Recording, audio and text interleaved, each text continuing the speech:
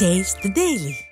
சென்னை அண்ணா பல்கலைக்கழக மாணவி வன்கொடுமை செய்யப்பட்டதை கண்டித்தும் நிர்வாக திறனற்ற ஆட்சியின் பெண்களுக்கு பாதுகாப்பில்லாத அவல நிலையை கண்டித்தும் ஆர்ப்பாட்டத்தில் ஈடுபட்ட அதிமுகவினரை போலீசார் வலுக்கட்டாயமாக கைது செய்து அராஜகத்தில் ஈடுபட்ட சம்பவம் அதிர்ச்சியை ஏற்படுத்தியுள்ளது.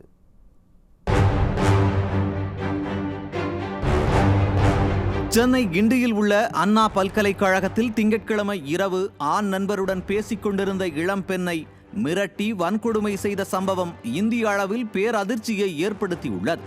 இதையடுத்து பாதிக்கப்பட்ட மாணவி கொடுத்த புகாரின் அடிப்படையில் திமுகவைச் சேர்ந்த ஞானசேகரன் கைது செய்யப்பட்ட நிலையில் அவன் மீதான குற்றச்சாட்டுகளும் திடுக்கிடும் தகவல்களும் வெளிவந்தன.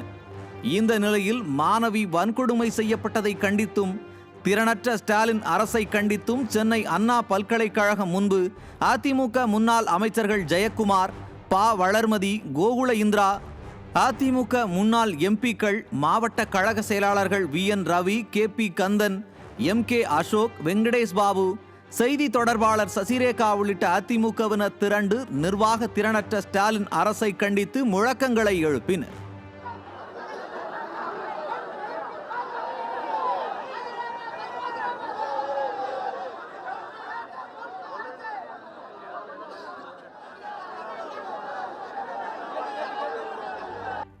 இதையடுத்து அதிமுகவினரை வலுக்கட்டாயமாக கைது செய்து கோட்டூர்புரத்தில் உள்ள சமுதாய நலக்கூடத்தில் அடைத்த போலீசார் குடிநீர், உணவு கூட கொடுக்காமல் அராஜகத்தில் ஈடுபட்ட சம்பவம் அதிர்ச்சியை ஏற்படுத்தியுள்ளது.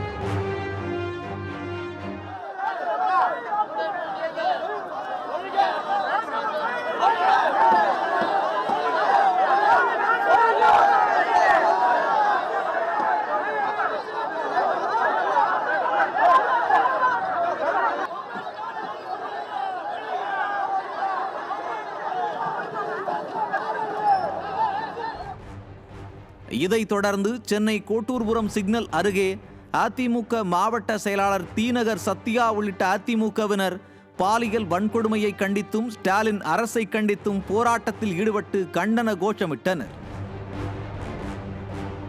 இந்த நிலையில் காவல்துறையால் தடுத்து நிறுத்தப்பட்டு அதிமுகவினர் வலுக்கட்டாயமாக கைது செய்யப்பட்டனர். இதுகுறித்து தகவல் அறிந்த அதிமுக நிர்வாகிகள் திமுக அரசை கண்டித்தும் ஏவல் துறையின் அராஜக போக்கை கண்டித்தும் சாலை மறியலில் ஈடுபட்டு கண்டன கோஷமிட்டனர்.